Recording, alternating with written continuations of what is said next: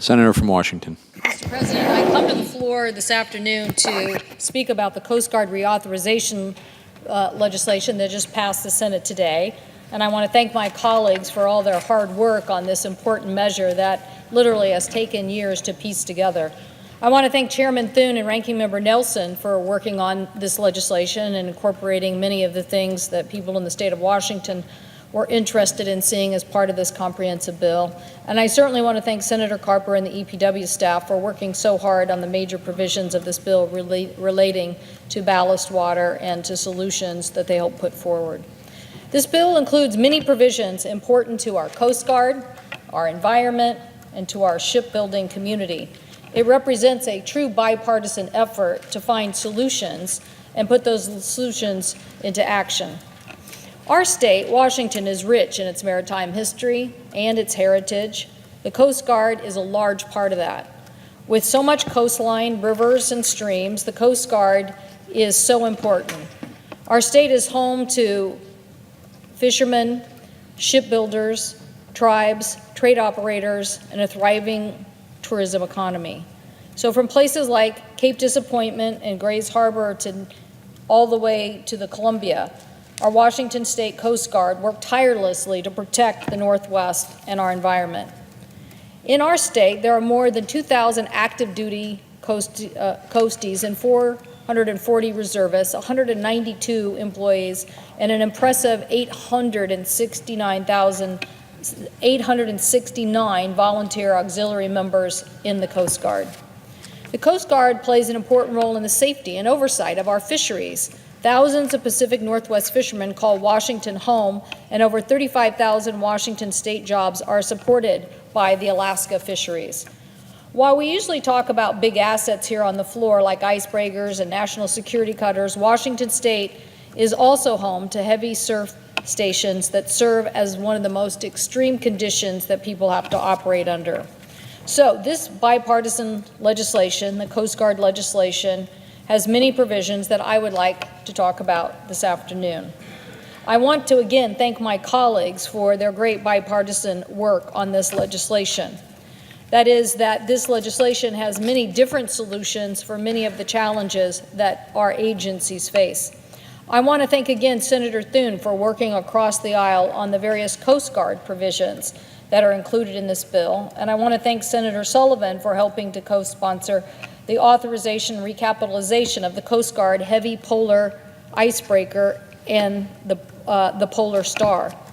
The Polar Star is homeported in Seattle and is our only operational heavy icebreaker crucial for Arctic operations. The language that we just passed improves the oversight of ships that pose a special risk in critical conditions in Puget Sound. And this is so important for us moving forward, to have these types of assets in these critical waters. This bill also includes language to strengthen paid family leave policies that were part of the Coast Guard's operation as the Coast Guard moved forward, meeting other branches in having paid family leave. The legislation included language that helps strengthen the flexibility of that paid family leave for various parts of our state that are most hard to serve. The Coast Guard families should not be forced to choose between serving their country and supporting their families, and I so appreciate the incorporation of this legislation. This bipartisan deal also helps to protect good shipbuilding jobs at Dakota Creek Shipyard in Anacortes, Washington. I'm a very strong supporter of the Jones Act and believe that it is important that we continue to have the Jones Act in the future. I also believe that we were able to work with a solution to save good family wage jobs at the Dakota Creek Shipyard, and appreciate my colleagues working on the incorporation of that language. This legislation also worked collectively to address, in many different parts of the United States, critical compromises that address the threat of invasive species and the threat they pose to our waterways. We worked hard on this solution, consulting with the state of Washington, and believe that this version, which does create regulatory certainty for maritime operators, but does so while still protecting our environment, is critical. The bill allows the state of Washington, which it has a strong protecting our waters from invasive species, by allowing them to codify the West Coast ballast water management practices, very important for us to protect our waterways for the future. It requires that most rigorous scientific standards are used to safeguard, including the Clean Water Act's best available technology standard, so important to us in the Northwest. The bill also creates tools for emergency response to invasive species so that they can be stopped before they take stronghold in our environment. And lastly, it includes a permanent fishing vessel exemption for incidental discharges which do not pose a threat to our environment. All of these things were part of a very comprehensive Coast Guard bill that tried to give us the best tools possible to continue to operate in our coastal areas of the United States, to have the right resources, to have the right oversight, to have the right assets, and the right protection of our environment. Again, I want to thank our colleagues on both sides of the aisle for working so diligently to finally get this legislation over the threshold and onto the President's desk.